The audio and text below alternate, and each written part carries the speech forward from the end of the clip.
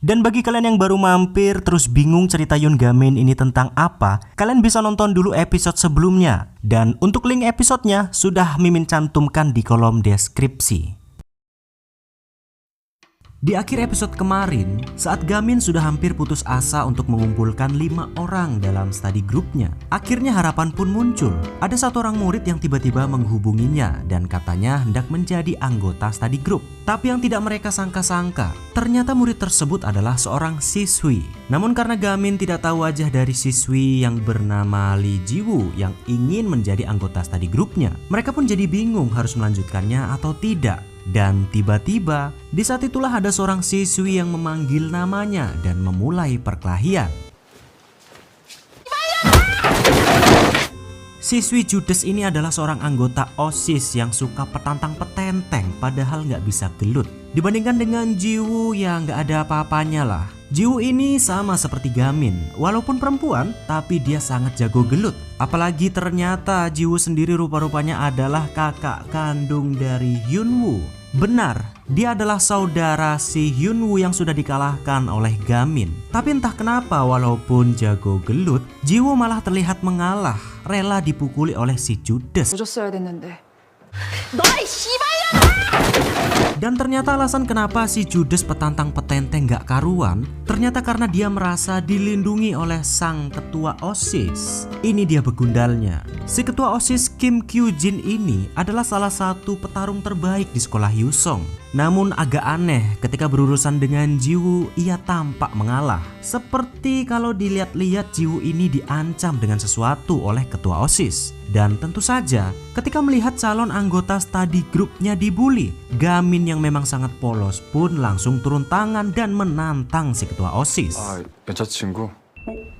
뭐야 쟤?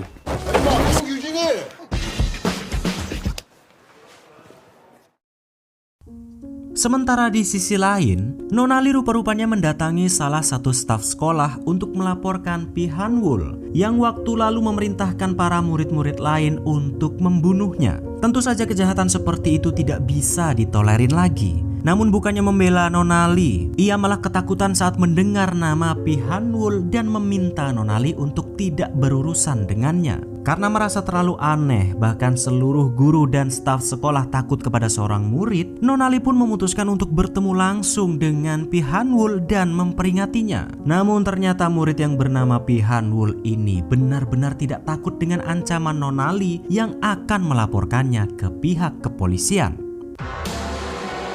나하고 실망하실 거라. 하늘아. Di dalam perpustakaan, ketika Sehhyun sedang menceramahi Ga-min karena tadi mencoba menantang seorang ketua OSIS, tiba-tiba ada seorang siswi datang menemui mereka untuk membicarakan perihal Ji-woo. Dia bernama Choi Hee-won. Ternyata formulir pendaftaran study group atas nama Ji-woo semuanya adalah perbuatan Hee-won. Ia ingin mendaftarkan Ji-woo menjadi anggota study group untuk meminta bantuan Ga-min agar Ji-woo tidak dirundung lagi. Rupa-rupanya alasan kenapa Ji-woo selalu mengalah kepada si judes dan si ketua OSIS karena ia diancam dengan sebuah video, yakni video manipulatif saat adiknya Hyun-woo diminta untuk membobol sebuah ATM. 괴롭힘을 당하고 있거든.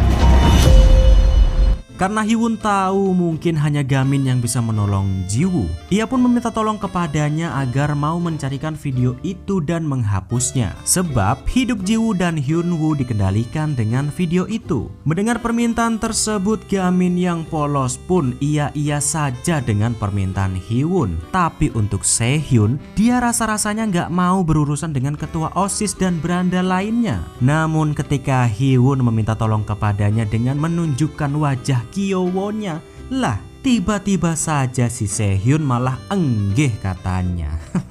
Langsung kepincut si Sehhyun.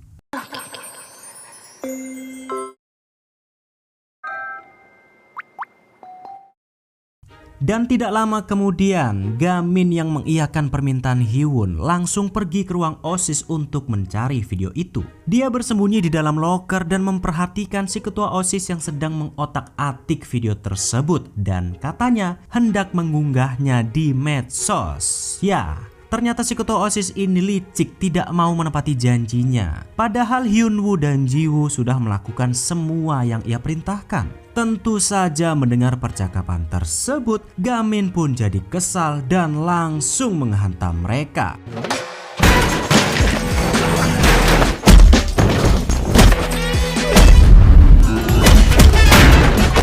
Yah, ternyata si ketua OSIS yang katanya termasuk berandal terkuat di sekolah, nyatanya tidak ada apa-apanya di hadapan Gamin. Karena tidak tega melihat Gamin yang dikeroyok, Sehyun yang kala itu melihat dari kejauhan mencoba menolongnya dengan cara meminta Hiwon untuk berpura-pura bertengkar dengannya dan memaki-maki dirinya.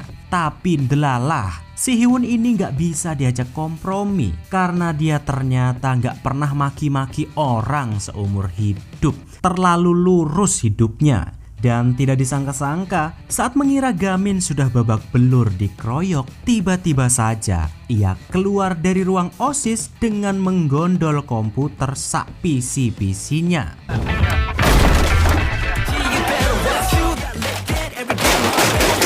Karena Gamin malah terserimpet dan menjatuhkan komputer itu, Sehyun pun diminta untuk melanjutkan misinya, membawa lari jauh-jauh komputer tersebut agar video Hyunwoo tidak jadi disebar. Takut, keringet dingin karena nyawanya bisa terancam berurusan dengan si ketua OSIS, Sehyun pun alah bodo amat lah, langsung membawa lari komputer tersebut ke loteng dan membuangnya dari atas. Tentu saja, si ketua OSIS pun murka melihat Sehyun yang berani menantangnya. Namun tiba-tiba saja,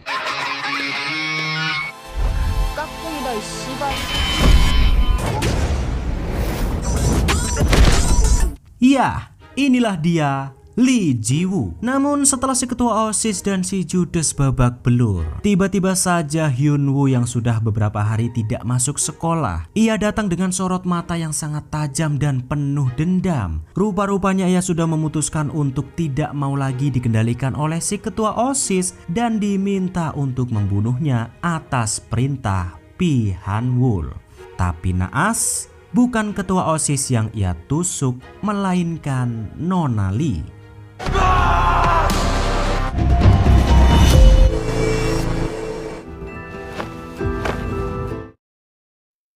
Dan beberapa hari kemudian, ternyata Nona Lee tidak kenapa-napa. Syukurnya tusukan itu tidak sampai membahayakan nyawanya. Jiwoo yang merasa bersalah atas perbuatan adiknya pun berusaha meminta maaf kepada Nona Lee. Ia sudah melaporkan Hyunwoo ke pihak kepolisian agar ditindak sebagaimana mestinya. Ya, walaupun agak disesalkan, padahal yang salah Pi Han-woo yang sudah memanfaatkan mereka. Tapi Hyunwoo lah yang harus menerima akibatnya. Dan demi bisa mendapatkan maaf dari mereka, akhirnya Jiwoo pun mengiyakan untuk menjadi anggota study group yang keempat setelah Hyewon.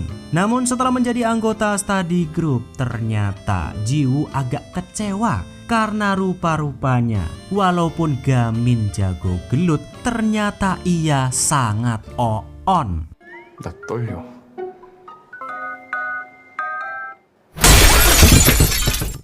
Ya, tiba-tiba saja dari luar ada seorang murid yang hendak menantang Gamin. Dia bernama Kang Tae-oh, peringkat 1 di antara para murid kelas 1. Bersama dengan trio tukang gosip di belakangnya, dia berusaha memprovokasi Gamin agar mau berduel. Si Kang Tae-oh pun membawa seorang murid dengan rambut cepak yang dicat merah untuk memprovokasinya. Siapakah murid ini? Ya, dia adalah salah satu calon yang katanya hendak menjadi anggota study groupnya. Dan walaupun tadinya Gamin gak mau diajak gelut, tiba-tiba saja setelah mendengar calon anggota study groupnya dijadikan sandra, seketika Yoon Gamin pun langsung beraksi, anjlok dari jendela dan langsung membogem si Kang Tae-oh dengan sangat kerennya.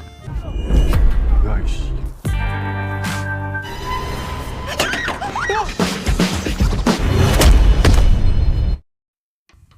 Dan sebelum kita lanjut ke inti ceritanya, mari tak perkenalkan dulu dengan si rambut merah ini. Dia bernama Lee Jun.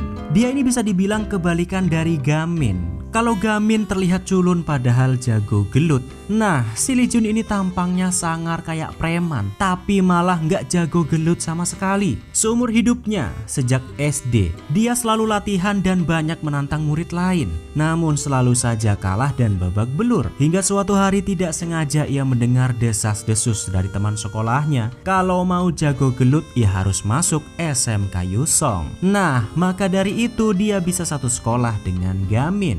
Namun setelah menjadi murid SMK Yusong, ternyata Lee Jun mentok, cuman bisa di peringkat 18.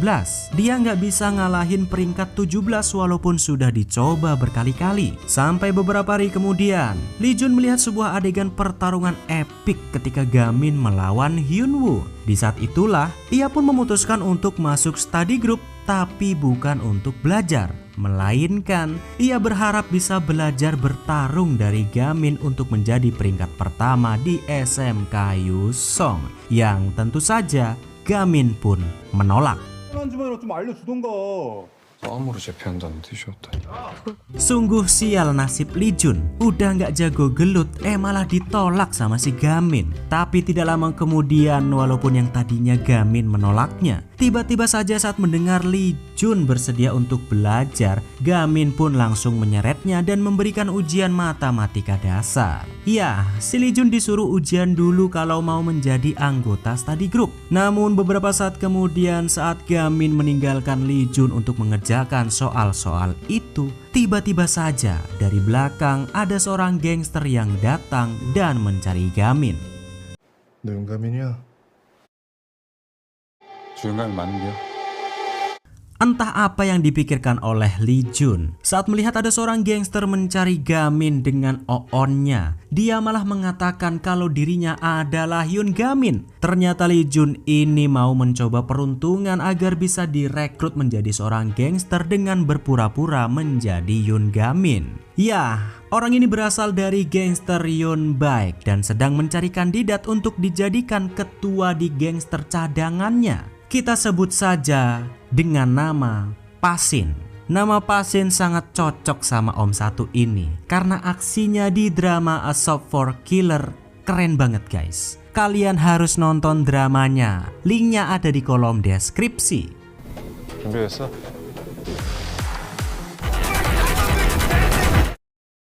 Dan karena keoonannya berpura-pura sebagai Gamin, Lee Jun pun akhirnya harus terkapar babak belur melawan beberapa anak buah Pasin. Karena merasa dipermainkan oleh Lee Jun yang berpura-pura sebagai Gamin, Pasin pun akhirnya kehilangan kesabaran dan memutuskan untuk membunuhnya. Namun siapa sangka, di saat detik-detik terakhir itu, tiba-tiba saja Hyun Gamin dan yang lainnya pun datang tepat waktu untuk membantunya. Ya, Lee Jun beruntung sekali karena saat ia beranjak pergi dari sekolah dijemput oleh seorang gangster. Waktu itu ada Gun Yup yang melihatnya. Ternyata Pasin menyepelekan Gamin yang terlihat lemah seperti anak SMA pada umumnya. Mereka pun mencari lawannya masing-masing untuk membuktikan kalau mereka bukanlah anak SMA biasa. Namun sayangnya, ternyata Jiwoo agak kewalahan melawan salah satu anak buah Pasin. Begitu juga dengan Gun Yup. Ternyata ia juga hampir dikalahkan di pertarungan itu. Dan pada akhirnya, Gaminlah yang harus membantu mereka untuk mengalahkan semua anak buah Pasin.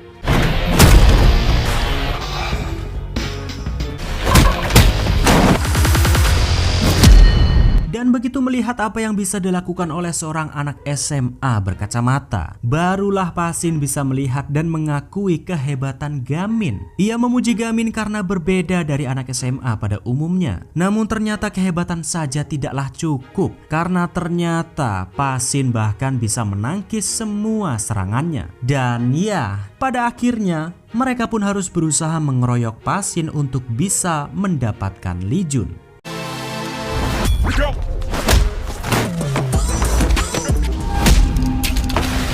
Setelah tidak berhasil menumbangkan Pasin, ia pun tiba-tiba ngoceh dan mengatakan kepada Gamin, untuk apa kalian menyelamatkan Lee Jun? Ternyata Pasin menganggap Lee Jun hanya akan menjadi beban bagi kelompok mereka, sebab ia sangat lemah dan tidak pintar berkelahi. Mendengar ucapan itu, tiba-tiba saja Lee Jun pun mengingat masa lalunya. Kalau dahulu ia juga pernah ditinggalkan oleh teman seperjuangannya karena ia yang sangat lemah. Namun tentu saja hal itu tidak berlaku bagi Gamin. Dia berjanji tidak akan pernah meninggalkan Lee Jun walaupun semua orang menganggapnya lemah. Dan karena sejak tadi Pasin selalu nyerocos mengira kalau Gamin gak bisa mengalahkannya, akhirnya Yun Gamin pun menunjukkan kekuatannya yang selama ini dia simpan, yakni jurus terlarang yang apabila dikeluarkan akan sangat berbahaya.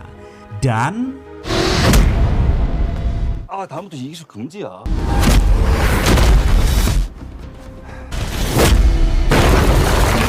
jebol temboknya cuk.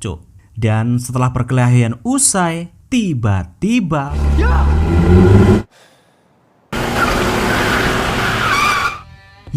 tiba-tiba saja ada satu begundal lagi yang masih tersisa, dan sejak tadi dia ada di dalam mobil. Dia adalah salah satu anak buah Pi Han-wul. Melihat kehebatan Gamin yang bisa mengalahkan Pasin dengan mudahnya, tentu saja ia pun langsung mencoba untuk merekrutnya agar mau menjadi salah satu anggota geng mereka. Yang tentu saja Gamin pun menolak. Namun siapa sangka di tengah-tengah percakapan itu, tiba-tiba saja orang ini pun pandangannya teralihkan saat melihat Gun Yup. Dan sepertinya dia tahu tentang masa lalu Gun Yup.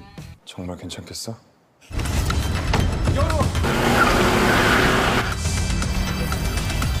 별 4개. Setelah melalui hari yang sangat melelahkan, beberapa hari kemudian Gamin, Jiwoo, Sehyun, Hiwoo dan Lee Jun pun kembali ke sekolah sebagai satu kelompok di study group. Nona Lee juga sudah sehat dan langsung memberikan pukulan telak kepada wakil kepala sekolah. Selain kabar kalau ia berhasil membentuk kelompok belajar, Nona Lee juga memberikan kejutan kepada wakil kepala sekolah kalau ia sudah melaporkan Pi Han-wul kepada pihak kepolisian. Dan karena study group mereka baru saja dibuat, Nona Lee lantas menyarankan sebuah ide kepada mereka untuk bertemu dengan kelompok study group lainnya dari sekolah lain untuk menambah wawasan mereka. Mereka pun diminta untuk bersiap-siap agar esok lusa bisa segera melakukan tur dengan study group lain. Dan setelah sampai di sebuah universitas, mereka disambut oleh salah satu senior Nona Lee yang mengajar di SMA Manil. Anak-anak didiknya lah yang akan belajar bersama dengan kelompok Gamin. Namun sayangnya Gamin agak telat sampai di sana karena tadi malam ia nggak bisa tidur saking deg-degannya memikirkan akhirnya bisa punya kelompok belajar dan bisa ketemu murid-murid dari sekolah lain. Maklum, si Gamin no lab. Dan konyolnya, ketika mereka bertemu dengan anak-anak study group dari kelompok lain, si Jiwoo sama Lee Jun malah negatif thinking. Mereka merasa terintimidasi karena anak-anak didik senior Nona Lee kelihatan pinter semua, sedangkan mereka on kuadrat. 근데 가민은 왜 안 오지? Dan kejadian yang lebih konyol lagi, saat Gamin tidak kunjung sampai di sekolah itu, rupa-rupanya dia malah nyasar ke sekolah lain. Gara-garanya waktu di grup obrolan, si Jiwoo salah ngetik nama sekolah yang seharusnya sekolah Manil, malah jadi sekolah Manikel. Mereka pikir toh nama sekolah Manik juga nggak bakal ada. Lah kok tiba-tiba si Gamin malah nemu yang namanya sekolah Manik. Walah, Gamin ganteng-ganteng tapi kok yo on. Jadi gimana kan nasib Gamin yang malah nyasar di sekolah kosong? Apakah ceritanya bakal jadi horor Gamin ketemu hantu? Menarik. Mari kita cari tahu di episode selanjutnya. 여기가 맞겠지? Dan itulah dia study group episode 3-4 untuk minggu ini. Seperti biasa, kita harus nunggu episode barunya minggu depan karena dramanya cuma tayang sekali seminggu. Dan untuk kasus Gamin yang nyasar, seharusnya ya kalau ngikutin webtoonnya nih, untuk episode minggu depan pas nyasar di sekolah Manik, di sana Gamin malah nggak sengaja ketemu sama para berandal dari sekolah lain, yang pada akhirnya berujung Gamin pun harus mengeluarkan mode bantai-bantainya. Tapi itu pun kalau merujuk ke versi webtoonnya. Masalah dramanya besok bakal digarap gimana? Yo ndak tahu. Mari kita tunggu saja untuk episode selanjutnya. Ya wes, cukup sekian untuk rangkuman kita minggu ini. Jangan lupa subrek, tinggalkan jejak kalian dengan like dan komennya. Arigatou gozaimashita dan ciao. Kalau sudah rilis episode selanjutnya, link terbaru pasti akan Mimin kasih di kolom deskripsi. Ojo lali subrek.